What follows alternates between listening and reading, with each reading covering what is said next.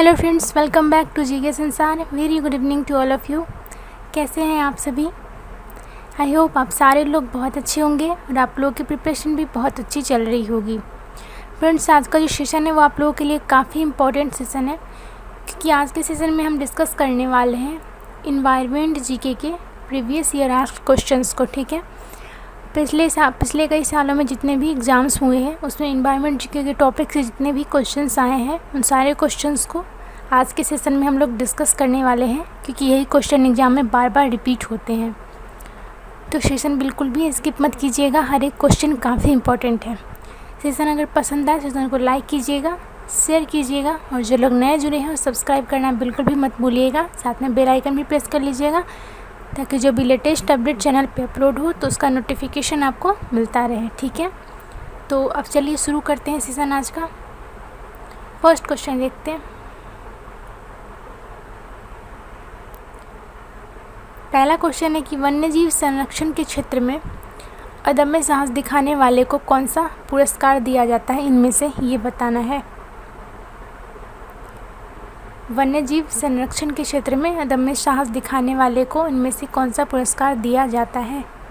तो इसका जो हमारा करेक्ट आंसर होगा वो होगा ऑप्शन नंबर सी, यानी कि अमृता देवी बिश्नोई पुरस्कार। ठीक है, वन्यजीव संरक्षण के क्षेत्र में अदम्य साहस दिखाने वाले को अमृता देवी बिश्नोई पुरस्कार दिया जाता है। और इसमें क्या किया जाता है, इसमें 1 लाख रुपए की राशि पुरस्कार स्वरूप दी जाती है व्यक्ति को। ठीक है, 1 लाख रुपए की राशि दी जाती है पुरस्कार स्वरूप। क्लियर है? नेक्स्ट क्वेश्चन पे मूव करते हैं। कह रहा है कि निम्नलिखित कथनों पर ध्यान दीजिए। पहला कथन है कि नए वन्यजीव अभयारण्यों की घोषणा केवल राज्य सरकार कर सकती है। दूसरा स्टेटमेंट है कि नए राष्ट्रीय उद्यानों की घोषणा केवल केंद्र सरकार कर सकती है। अब हमें बताना ये है कि दोनों स्टेटमेंट में से, यानी दोनों कथनों में से कौन सा कथन सही है। आई होप आप लोग भी मेरे साथ क्वेश्चन सॉल्व कर रहे होंगे, और जब मैं आंसर बताऊंगी तो मैच कीजिएगा। देखिएगा कि आप लोग को पहले से कितने क्वेश्चंस के आंसर आते थे और आप लोगों ने कितना नया सीखा है। और जो मैं एक्स्ट्रा फैक्ट बताऊंगी उसको भी नोट करते चलिएगा, ताकि रिवीजन के टाइम में आप लोग को बहुत ही आसानी हो याद करने में। तो इस क्वेश्चन का जो हमारा करेक्ट आंसर होगा वो होगा ऑप्शन नंबर डी, यानी कि कोई भी नहीं। दोनों जो कथन है वो गलत है, क्योंकि वन्यजीव अभयारण्य और राष्ट्रीय उद्यान इन दोनों की घोषणा राज्य सरकार भी कर सकती है और केंद्र सरकार भी कर सकती है। ठीक है, ये कोई बाउंडेशन नहीं है। क्लियर है? वन्यजीव अभयारण्य और राष्ट्रीय उद्यान की घोषणा राज्य सरकार और केंद्र सरकार दोनों कर सकती है। समझ आ गया? तो ऑप्शन डी हमारा करेक्ट आंसर होगा, क्योंकि दोनों का दोनों जो स्टेटमेंट है वो गलत है। अगले क्वेश्चन पे मूव करते हैं। रेड डेटा बुक, इसके बारे में सबको पता ही होगा। किन खतरों में स्थित प्राणियों की लिस्ट है, इनमें से ये बताना है। पता ही होगा आप लोगों को कि रेड डेटा बुक वह बुक होती है जिसमें जो भी प्रजाति खतरे में होती है तो उसका नाम उसमें दर्ज किया जाता है। विलुप्त होने की कगार पे होती है तो वैसे प्राणियों या पेड़ जो भी होते हैं उनकी लिस्ट उसमें होती है। तो इस क्वेश्चन का हमारा क्या आंसर होगा? इसका हमारा आंसर होगा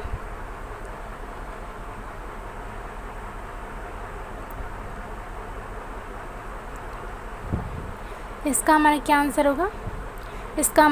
आंसर जो होगा वो होगा ऑप्शन नंबर डी, यानी कि ये तीनों। ठीक है, रेड डेटा बुक में वैसे जानवर, पेड़, फंगी, इन सभी की लिस्ट होती है जो कि खतरे में होते हैं। ठीक है, जो विलुप्त होने की कगार पे होते हैं। तीनों की लिस्ट होती है रेड डेटा बुक में। क्लियर है? नेक्स्ट क्वेश्चन पे मूव करते हैं। नाइट्रोजन चक्र में मिट्टी नाइट्रेट्स को मुक्त नाइट्रोजन में किसके द्वारा बदल दिया जाता है, ये बताना है। नाइट्रोजन चक्र के बारे में आप लोगों ने आई थिंक क्लास 9th और 10th में पढ़ा होगा।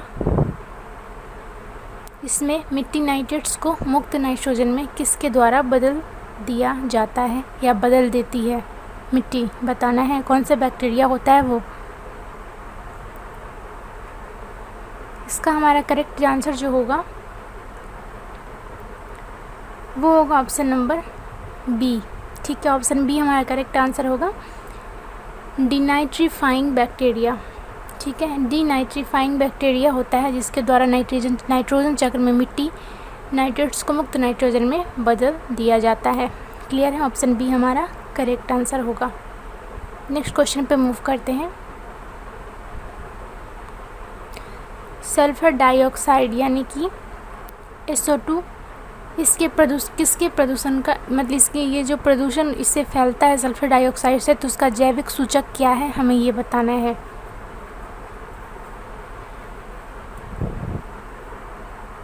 जब इसकी वजह से प्रदूषण होता है तो इनमें से क्या होता है।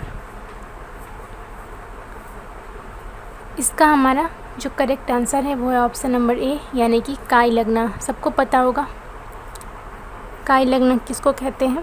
तो सल्फर डाइऑक्साइड के प्रदूषण का जैविक सूचक क्या है, काई लगना, यानी ऑप्शन नंबर ए हमारा करेक्ट आंसर है।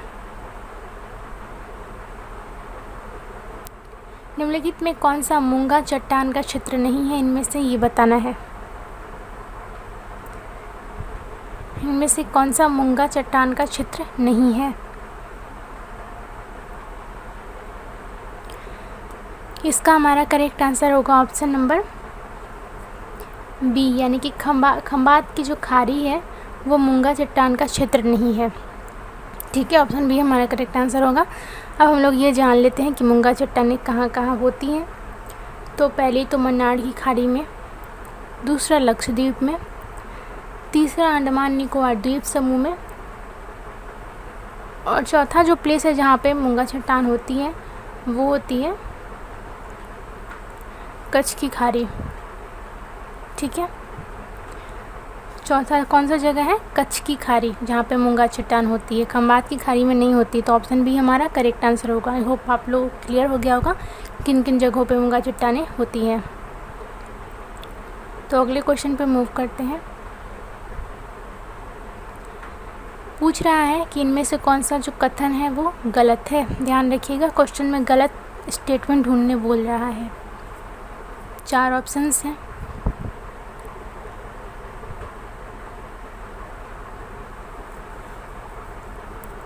इसका हमारा करेक्ट आंसर होगा इस क्वेश्चन का ऑप्शन नंबर डी यानी इनमें से कोई नहीं। इनमें से कोई भी कथन गलत नहीं है। पहला कथन है कि फोटोकेमिकल धुंध में हमेशा ओजोन होता है।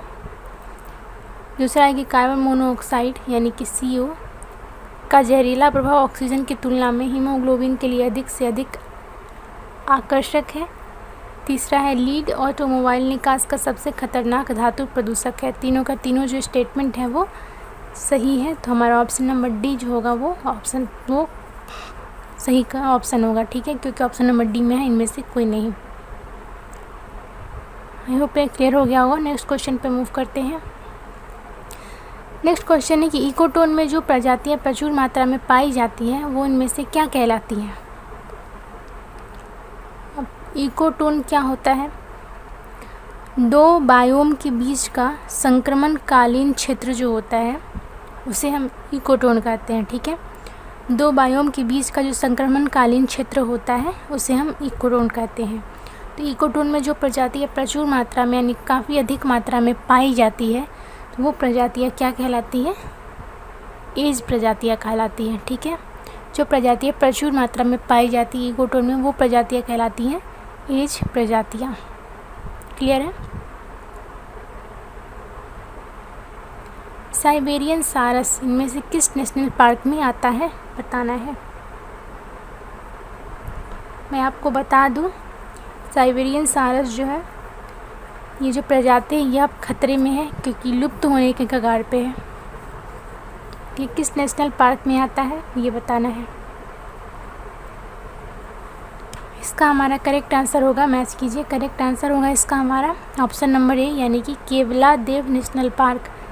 साइबेरियन सारस जो है वो केवलादेव नेशनल पार्क में पाया जाता है। ठीक है, और यह जो है ये एक विलुप्त होने वाली प्रजाति है, खतरे में है ये प्रजाति। ठीक है, अब केवलादेव पार्क के बारे में कुछ जान लें।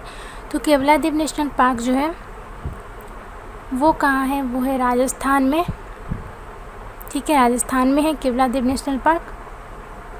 क्षेत्रफल है इसका 28.73 किलोमीटर स्क्वायर। ठीक है, स्थापना इसकी हुई थी 1982 में। और एक और बात इसके बारे में ये है कि यूनेस्को के द्वारा इसे विश्व धरोहर स्थल में भी शामिल किया जा चुका है। ठीक है, इतना सारा इन्फॉर्मेशन मिल गया। साइबेरियन सारस केवलादेव नेशनल पार्क में पाया जाता है। ठीक है, यह विलुप्त होने वाली प्रजाति है। यह प्रजाति खतरे में है कह सकते हैं।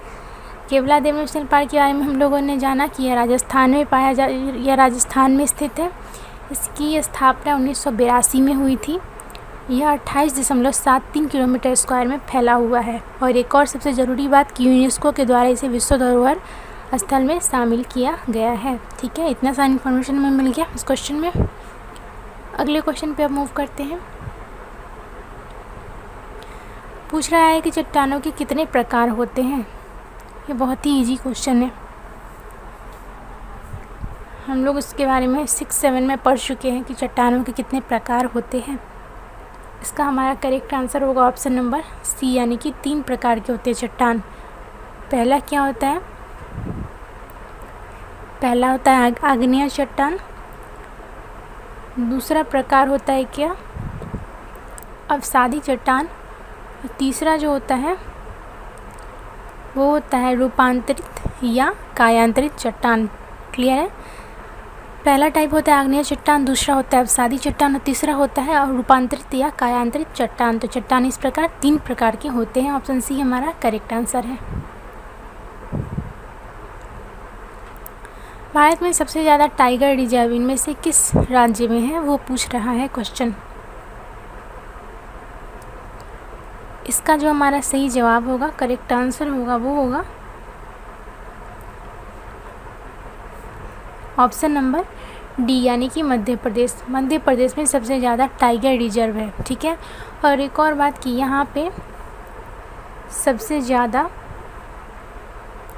वन्य जीव अभयारण्य भी है। ठीक है, टाइगर रिजर्व होने के साथ साथ यहाँ पे सबसे ज़्यादा वन्य जीव अभयारण्य भी हैं मध्य प्रदेश में। ऑप्शन डी हमारा करेक्ट आंसर है।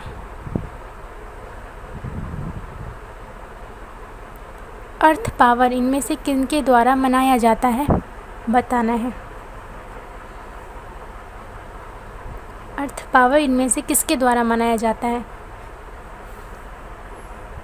फ्रेंड्स, इसमें जितने भी सारे क्वेश्चन हैं सारे प्रीवियस एग्जाम में पूछे जा चुके हैं और बार बार पूछे जाते हैं ये सारे क्वेश्चंस। तो सारे के सारे काफ़ी इम्पोर्टेंट हैं, बिल्कुल भी स्किप मत कीजिएगा। अर्थ पावर मनाया जाता है किसके द्वारा? हमारा इसका आंसर जो होगा वो होगा ऑप्शन नंबर बी, यानी WWF। अर्थ पावर WWF के द्वारा मनाया जाता है। हम WWF का जिक्र हुआ है तो इसके बारे में कुछ जान लेते हैं। ठीक है, इसका जो फुल फॉर्म होता है world wide fund for nature. WWF का फुल फॉर्म होता है world wide fund for nature. पहले इसका फुल फॉर्म क्या होता था? World wild life fund. ठीक है, पहले WWF का फुल फॉर्म था world wild life fund, but अब इसे जाना जाता है world wide fund for nature. ठीक है, इसके बारे में और कुछ जान लेते हैं। इसकी जो स्थापना हुई थी वो कब हुई थी? वो हुई थी 29 अप्रैल 1961 में। ठीक है, इसके जो है वो 5 मिलियन समर्थक हैं जो पूरे 100 देशों में फैले हुए हैं। इसका उद्देश्य क्या है? इसका उद्देश्य है धरती के संसाधनों को बचाना। ठीक है, और अर्थ पावर मनाया जाता है WWF के द्वारा। आई होप ये क्लियर हो गया होगा। नेक्स्ट क्वेश्चन देखते हैं। राष्ट्रीय हरित प्राधिकरण यानी कि NGT के पहले अध्यक्ष इनमें से कौन थे, वो बताना है। तो एनजीटी के जो पहले अध्यक्ष थे, यानी राष्ट्रीय हरित प्राधिकरण के पहले अध्यक्ष थे जस्टिस लोकेश्वर सिंह, यानी ऑप्शन बी हमारा करेक्ट आंसर है। जस्टिस लोकेश्वर सिंह एनजीटी के पहले अध्यक्ष थे। ठीक है, एनजीटी की स्थापना हुई 2010 में। क्लियर है। नेक्स्ट क्वेश्चन पे मूव करते हैं। डीडीटी कौन सा प्रदूषण उत्पन्न करता है, इनमें से ये बताना है। डीडीटी इनमें से कौन सा प्रदूषण उत्पन्न करता है। और इसके साथ ही आज के सेशन का आप लोगों के लिए क्वेश्चन है कि डीडीटी का फुल फॉर्म क्या होता है। सेशन एंड होते ही जल्दी से आप लोग करेक्ट आंसर के साथ कमेंट कीजिएगा कि डीडीटी का फुल फॉर्म क्या होता है। ठीक है, इस क्वेश्चन का हमारा करेक्ट आंसर है ऑप्शन नंबर डी, यानी उपयुक्त सभी। डीडीटी से वायु प्रदूषण भी होता है, जल प्रदूषण भी होता है और मिट्टी प्रदूषण भी होता है। तो ऑप्शन डी हमारा करेक्ट आंसर है। क्वेश्चन है कि डीडीटी का फुल फॉर्म बताना है आप लोगों को मुझे कमेंट बॉक्स में कमेंट करके। ठीक है,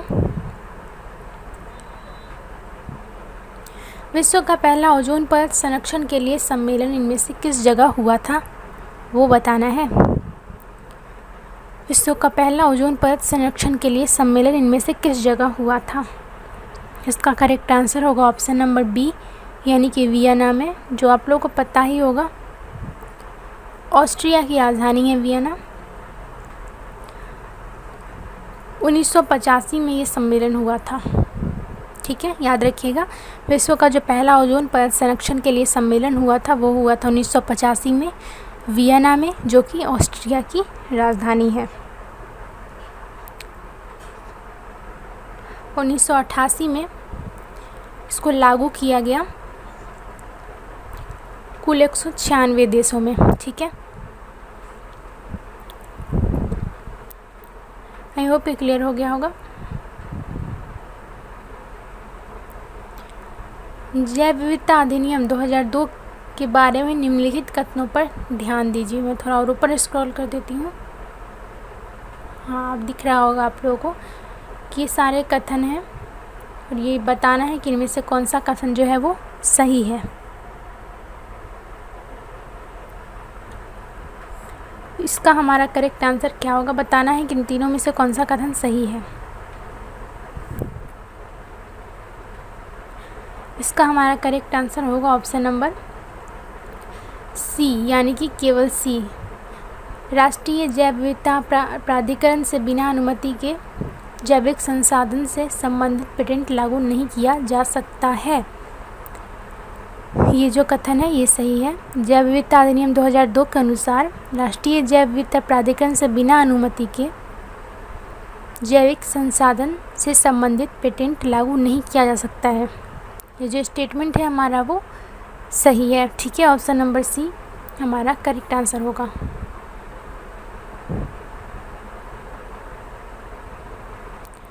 हाइड्रोपोनिक्स इनमें से किससे संबंधित है, बताना है। हाइड्रोपोनिक्स का जो संबंध है वो है पौधों की बहुत सी प्रजातियों से। पौधों की जो बहुत सी प्रजातियां हैं उससे संबंधित है हाइड्रोपोनिक्स। ऑप्शन नंबर ए हमारा करेक्ट आंसर है। किस शहर को टाइगर गेटवे ऑफ इंडिया कहा जाता है, इनमें से। टाइगर गेटवे ऑफ इंडिया कहा जाता है नागपुर को, जो कि है महाराष्ट्र में। ठीक है, नागपुर जो कि है महाराष्ट्र में, इसे टाइगर गेटवे ऑफ इंडिया कहा जाता है। ऑप्शन बी हमारा करेक्ट आंसर है।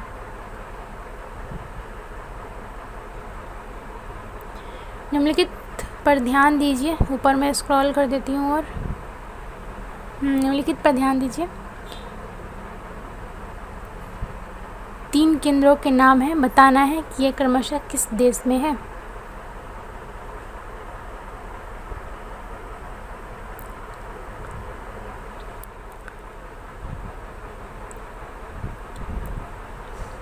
यहाँ पे तीन केंद्रों के नाम हैं। अंतर्राष्ट्रीय जैव विविधता केंद्र, अंतर्राष्ट्रीय चावल अनुसंधान केंद्र, अंतर्राष्ट्रीय मक्का और गेहूं सुधार केंद्र। बताना है ये तीनों जो हैं क्रमशः किस किस देश में हैं। थोड़ा और ऊपर से स्क्रॉल कर देती हूँ, देखिएगा आप लोगों को सही से। आई थिंक आप लोगों ने अपना आंसर मार्क कर लिया होगा, तो मैं इसका करेक्ट आंसर बताती हूँ। इसका जो करेक्ट आंसर होगा वो होगा हमारा ऑप्शन नंबर ए। अंतर्राष्ट्रीय जैव विविधता केंद्र है इटली में, ठीक है। अंतर्राष्ट्रीय चावल अनुसंधान केंद्र है फिलीपींस में। अंतर्राष्ट्रीय मक्का और गेहूं सुधार केंद्र है मैक्सिको में, ठीक है। अंतर्राष्ट्रीय जैव विविधता केंद्र कहाँ है? इटली में है। अंतर्राष्ट्रीय चावल अनुसंधान केंद्र है फिलीपींस में, और अंतर्राष्ट्रीय मक्का और गेहूं सुधार केंद्र है मैक्सिको में। क्लियर है? तो ऑप्शन ए जो होगा वो हमारा करेक्ट आंसर होगा।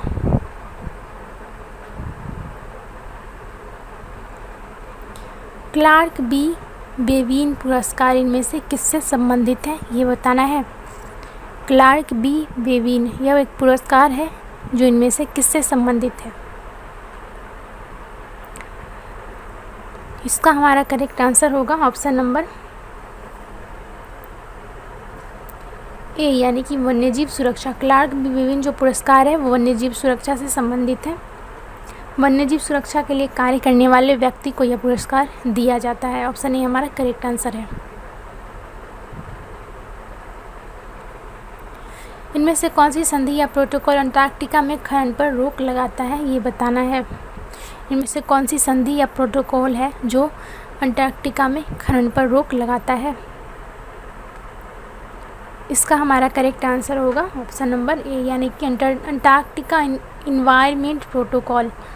अंटार्कटिका इन्वायरमेंट एक प्रोटोकॉल है जो क्या करता है, अंटार्कटिका में खनन पर रोक लगाता है, ठीक है। ऑप्शन ए हमारा करेक्ट आंसर होगा, अंटार्कटिका इन्वायरमेंट प्रोटोकॉल।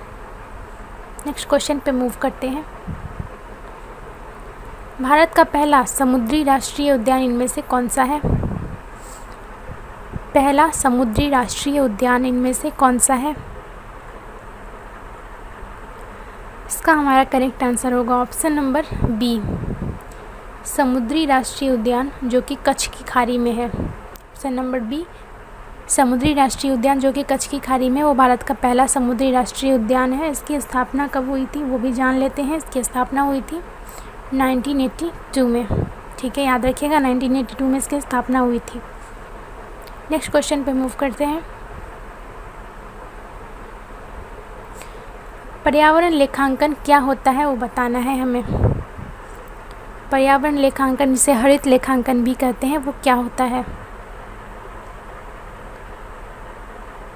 इसका हमारा करेक्ट आंसर होगा ऑप्शन नंबर ए, यानी कि यह पर्यावरण या प्राकृतिक संसाधनों की खपत को मापने के लिए एक विधि है, ठीक है। पर्यावरण लेखांकन एक विधि है, इसे हरित लेखांकन भी कहते हैं, जिसके द्वारा क्या होता है कि पर्यावरण या प्राकृतिक संसाधनों की खपत को मापा जाता है। ऑप्शन ए हमारा करेक्ट आंसर है। अगले क्वेश्चन पे मूव करते हैं। जट्रोफा कर्कस ये कहाँ पाया जाता है? सबसे पहले तो ये जानना ज़रूरी है कि जट्रोफा कर्कस होता क्या है। तो यह जो है, यह जहाँ पे ये पाया जाता है वहाँ का एक प्रमुख पौधा है, और इससे जो बीज प्राप्त होता है उससे 25 से 30% तक तेल निकाला जा सकता है। अब बताना ये है कि ये कहाँ पाया जाता है। ये पाया जाता है मध्य अमेरिका में, ठीक है। जट्रोफा कर्कस मध्य अमेरिका में पाया जाता है।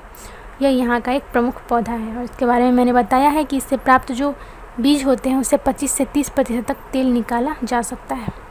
क्लियर है? अगले क्वेश्चन पे मूव करते हैं। महेश रंगराजन समिति ने किस उद्देश्य के लिए वन्यजीव अधिनियम में सुधार की सिफारिश की है या की थी, बताना है। महेश रंगराजन समिति थी एक, उन्होंने क्या किया कि वन्यजीव अधिनियम में सुधार के लिए सिफारिश की, तो किस उद्देश्य से की थी।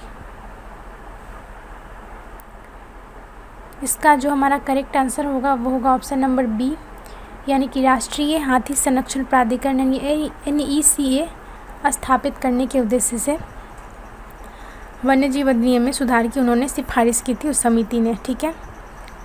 ऑप्शन बी हमारा करेक्ट आंसर होगा। अगले क्वेश्चन पे मूव करते हैं। हाइड्रोक्लोरोफ्लोरोकार्बन यानी HCFC में 4 तत्व होते हैं, पता ही होगा, हाइड्रोजन, क्लोरीन, फ्लोरीन और कार्बन। थोड़ा और अच्छा इतना ही है, तो पता ही होगा कि 4 तत्व होते हैं हाइड्रोक्लोरोफ्लोरोकार्बन में। क्वेश्चन ये पूछ रहा है कि इनमें से कौन सी गैस ओजोन परत के क्षरण में सबसे ज़्यादा योगदान देती है, इन चारों में से ये बताना है। इसका जो हमारा करेक्ट आंसर होगा वो क्या होगा, वो होगा ऑप्शन नंबर बी यानी कि क्लोरीन। ठीक है, क्लोरीन जो है वो इनमें से सबसे ज़्यादा ओजोन परत के क्षरण में योगदान देती है। ठीक है, हाइड्रोक्लोरोफ्लोरोकार्बन HCFC में क्लोरीन जो है तत्व वो ओजोन परत के क्षरण में सबसे ज़्यादा योगदान देती है। ऑप्शन बी हमारा करेक्ट आंसर है। सफ़ेद एशियाई बाघ इनमें से किस राज्य में पाए जाते हैं, ये बताना है। इसका जो हमारा करेक्ट आंसर होगा वो होगा ऑप्शन नंबर ए यानी कि पश्चिम बंगाल। सफ़ेद एशियाई बाघ जो है वो पश्चिम बंगाल में पाए जाते हैं।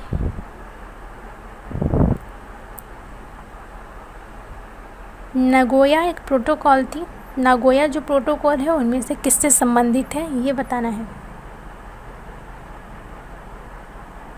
नागोया प्रोटोकॉल किससे संबंधित है, इसका हमारा करेक्ट आंसर होगा ऑप्शन नंबर बी यानी कि जैव विविधता, इसे इंग्लिश में बायोडाइवर्सिटी कहते हैं।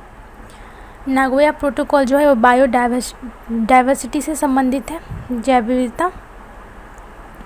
इसे साइन कब किया गया, इसे साइन किया गया 29 अक्टूबर 2010 में। ठीक है, नागोया प्रोटोकॉल जैव विविधता यानी कि बायोडाइवर्सिटी से संबंधित है। इसे साइन किया गया 29 अक्टूबर 2010 में। क्लियर है।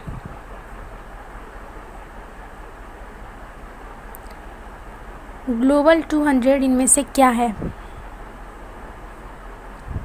ग्लोबल 200 इनमें से क्या है, इसका हमारा करेक्ट आंसर होगा ऑप्शन नंबर डी यानी कि WWF द्वारा संरक्षण के लिए तय किए गए 200 इको रीजन की लिस्ट। WWF के बारे में हम लोगों ने पढ़ाई है कि इसका फुल फॉर्म होता है world wide fund for nature. पहले इसका फुल फॉर्म होता था, क्या माना जाता था, वर्ल्ड वाइल्ड लाइफ फंड। अब इसका फुल फॉर्म माना जाता है world wild fund for nature. ठीक है, इसकी स्थापना मैंने बताया ही था कि 29 अप्रैल 1961 को हुई थी। इसका उद्देश्य क्या है, धरती के संसाधनों को बचाना। हम लोगों ने इतने सारी चीज़ों को रिवाइज कर लिया। तो WWF द्वारा संरक्षण के लिए तय किया गया जो 200 इको रीजन का लिस्ट है उसे ग्लोबल 200 कहते हैं। ऑप्शन डी हमारा करेक्ट आंसर होगा। पक्षियों की विलुप्त डोडो प्रजाति इनमें से किस देश में पाई जाती है,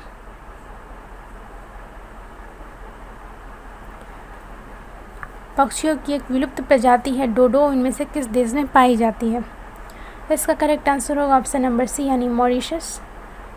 पक्षियों की जो डोडो प्रजाति है वो मॉरिशस में पाई जाती है। यह जो है ये वहाँ का स्थानीय पक्षी है। सबसे बड़ी बात क्या है कि यह जो प्रजाति है यह उड़ नहीं सकती है, इसलिए इसका शिकार जल्दी होता है और यह विलुप्त होने के कगार पे है। मॉरिशस की कैपिटल पता ही होगा, पोर्ट लुइस होता है। ठीक है, ऑप्शन सी हमारा करेक्ट आंसर है। सीजन के लास्ट क्वेश्चन पे मूव करते हैं। पारिस्थितिकी अस्थायी अर्थव्यवस्था है, ये एक स्टेटमेंट है। पारिस्थितिकी यानी इकोसिस्टम जो है वो एक अस्थायी अर्थव्यवस्था है। यह किस आंदोलन का स्लोगन था, ये बताना है।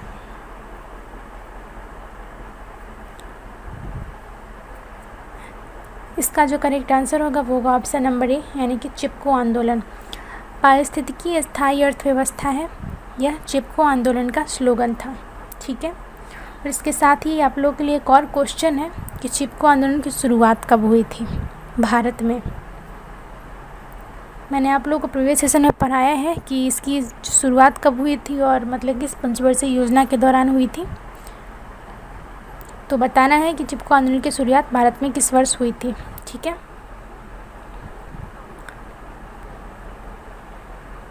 तो फ्रेंड्स, इस तरह जो सेशन है हमारा आज का वो एंड होता है। आई होप आप लोगों ने सेशन एंजॉय किया होगा। हमने पूरी कोशिश की है कि प्रीवियस ईयर में इस टॉपिक से जितने भी क्वेश्चंस आए हैं या जिसका रिपीट होने की संभावना है तो उसको डिस्कस किया जाए। तो आई होप आप लोगों ने सेशन बिल्कुल भी स्किप नहीं किया होगा, सारे क्वेश्चंस को ध्यान से देखा होगा, मैंने जो एक्स्ट्रा फैक्ट बताया उसको भी सुना होगा। तो अगर सेशन आप लोगों को पसंद आया हो, एक्सप्लेनेशन पसंद आया हो, तो प्लीज़ सेशन को एटलीस्ट 200 लाइक पे पहुंचाइएगा। सेशन को जितना से जितना हो सके शेयर कीजिएगा। मैंने जो क्वेश्चन पूछा है, 2 क्वेश्चन पूछा है इस सेशन में, दोनों का जवाब सेशन एंड होते ही मुझे कमेंट बॉक्स में बताइएगा सही।